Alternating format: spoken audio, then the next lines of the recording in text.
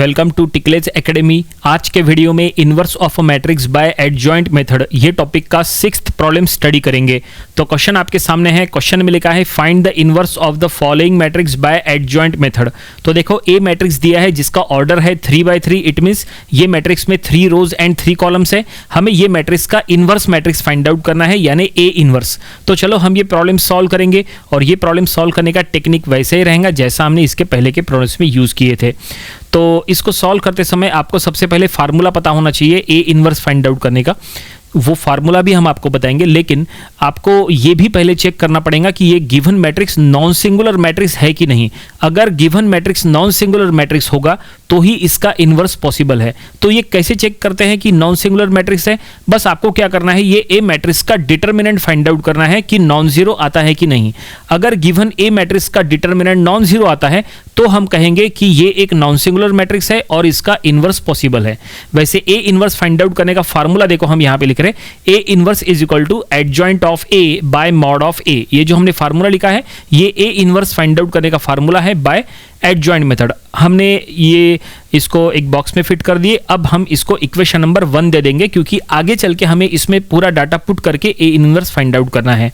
ठीक है, तो चलो सबसे पहले हम चेक करेंगे कि पर्टिकुलर ए मैट्रिक्स नॉन सिंगुलर मैट्रिक्स है कि नहीं। उसके लिए हम ए मैट्रिक्स का डिटर्मिनेंट फाइंड आउट करेंगे, यानी मॉड ऑफ ए। वैसे भी मॉड ऑफ ए हमें फाइंड आउट करना ही पड़ेगा क्योंकि इक्वेशन नंबर 1 में हमें उसका रिजल्ट पुट करना है। तो देखो mod of A find out करेंगे, यानी ए का डिटर्मिनेंट। अब ये डिटर्मिनेंट फाइंड आउट करने के लिए आपके पास 2 ऑप्शन है। या तो आप कैलकुलेटर का यूज करो, अगर एग्जाम में कैलकुलेटर अलाउड है तो आप कैलकुलेटर से सॉल्व करो, और अगर कैलकुलेटर अलाउड नहीं है तो फिर आपको इसको मैन्युअली सॉल्व करना है। देखो हम मैन्युअली सॉल्व करके बता रहे। सबसे पहले हमने 1 लिए, 1 का रो कॉलम छोड़ के जो एलिमेंट्स बचे उसमें क्रॉस मल्टीप्लिकेशन किए। उसके बाद -3 उसके रो कॉलम छोड़ के हमने जो एलिमेंट्स बचाए उसमें क्रॉस मल्टीप्लिकेशन किए, और उसके बाद लास्ट में 3 लेके हमने रिमेनिंग एलिमेंट्स में क्रॉस मल्टीप्लिकेशन कराए। तो रिजल्ट हमें यहां मिल रहा है, मॉड ऑफ ए आएगा -1। ठीक है, डिटर्मिनेंट जैसे सॉल्व करते हैं नॉर्मली वैसे ही हमने ये सॉल्व किया है। सो मॉड ऑफ ए हमें मिल चुका है -1। इट मीन्स ए का डिटर्मिनेंट ये नॉन जीरो है। इसका मतलब जो गिवन ए मैट्रिक्स है वो एक नॉन सिंगुलर मैट्रिक्स है। इसका मतलब इसका इनवर्स पॉसिबल है। तो हम यहां स्टेटमेंट में लिख लेंगे, देखो लिख रहे since mod of A is equal to 1 which is not equal to 0 and therefore A inverse is possible. ठीक है, तो ए इनवर्स पॉसिबल है, ये कंफर्म हो गया। तो चलो अब एडजॉइंट ऑफ ए निकालते हैं। तो अब एडजॉइंट ऑफ ए निकालने का फार्मूला देखो क्या लिख रहे हैं, काफी इंपॉर्टेंट है। फार्मूला ऐसा है, कोफैक्टर मैट्रिक्स ए का ट्रांसपोज। देखो ब्रैकेट में लिखे हैं कोफैक्टर मैट्रिक्स ए और ब्रैकेट के ऊपर लिखा है टी, इट मींस ट्रांसपोज। यानी हमें क्या करना है, कोफैक्टर मैट्रिक्स फाइंड आउट करना है। पर्टिकुलर ए मैट्रिक्स का कोफैक्टर मैट्रिक्स फाइंड आउट करके फिर उसका ट्रांसपोज करना है। उसके बाद हमें एडजॉइंट मिलेगा, और एडजॉइंट मिलने के बाद हम वो उसको इक्वेशन नंबर 1 में पुट करेंगे, और मॉड ऑफ ए जो हमने फाइंड आउट किए वो भी हम इक्वेशन नंबर 1 में पुट करेंगे, तब जाके हमें ए इनवर्स मिलेगा। ठीक है, तो अब सबसे इंपॉर्टेंट क्या है, सबसे इंपॉर्टेंट है कोफैक्टर मैट्रिक्स तैयार करना। तो देखो कैसे तैयार होता है कोफैक्टर मैट्रिक्स। ए मैट्रिक्स में टोटल 9 एलिमेंट्स है, तो 9 एलिमेंट्स के 9 कोफैक्टर आपको निकालना पड़ेगा।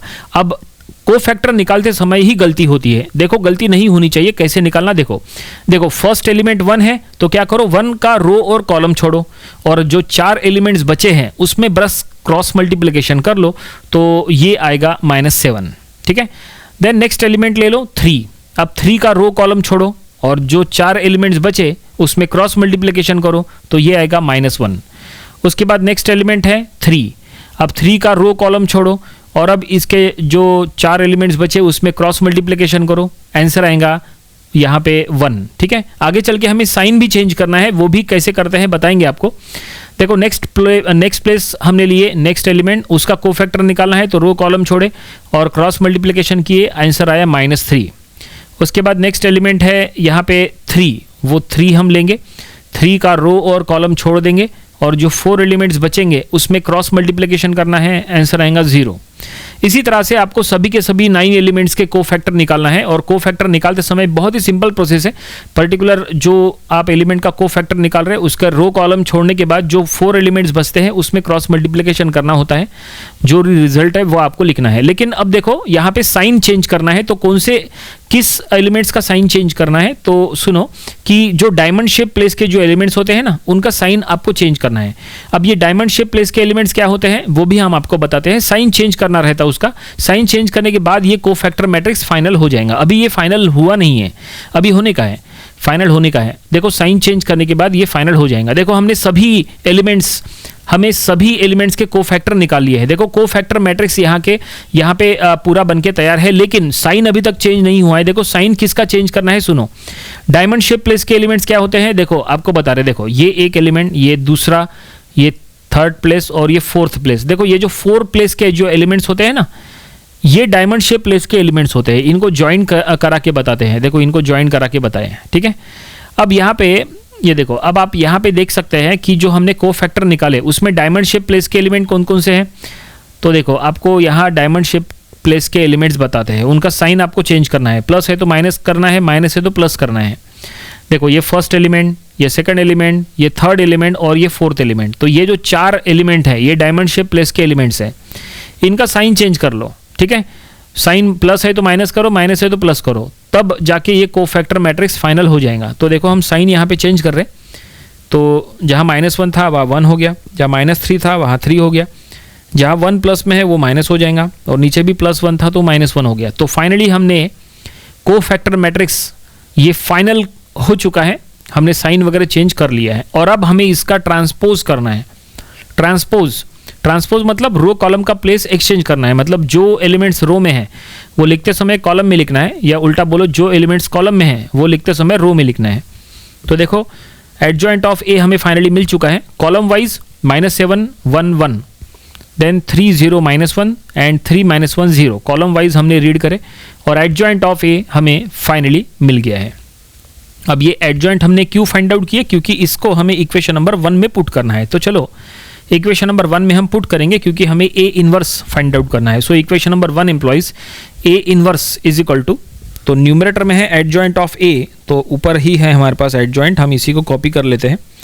और डिनोमिनेटर में लिखना है mod of A. So mod of A का वैल्यू -1 है। तो कुछ नहीं, बस आपको क्या करना है, अंदर के सभी एलिमेंट्स को माइनस से मल्टीप्लाई करना है। तो मल्टीप्लाई करने के बाद देखो ऐसे यहाँ पे एलिमेंट्स का साइन चेंज हो रहा है, सबका साइन चेंज कर दो बस। तो फाइनली हमें ए इनवर्स यहाँ पे मिल चुका है। एलिमेंट्स क्या है, 7 -3 -3 -1 0 1 एंड -1 1 0। तो ये जो हमें मैट्रिक्स मिला है यही है ए इनवर्स, यानी इनवर्स मैट्रिक्स, जो कि हमने फाइंड आउट किया है बाय एडजॉइंट मेथड। क्वेश्चन में जो फाइंड आउट करने के लिए कहा था वो हमने फाइंड आउट कर लिए। प्रॉब्लम यहीं पे कंप्लीट हो गया। This is the required solution. I hope आपको ये पूरा प्रॉब्लम समझ में आया होगा। कैसे हमने डिटर्मिनेंट फाइंड आउट किए, कैसे हमने कंडीशन चेक किए, कैसे हमने कोफैक्टर निकाले, कैसे हमने डायमंड शेप प्लेस का साइन चेंज किए, सब आपको समझ में आया होगा। ये प्रॉब्लम आपको अपनी प्रैक्टिस बुक में ज़रूर से सॉल्व करके देख लेना चाहिए, और इसके पहले के जो 5 प्रॉब्लम्स थे वो भी आपको स्टडी करके देख लेना चाहिए। तो आज के वीडियो में फिलहाल इतना ही। ये था आज का inverse of a matrix bye adjoint method का प्रॉब्लम नंबर 6। मिलते हैं अगले वीडियो में एक न्यू प्रॉब्लम के साथ। Thanks for watching this video.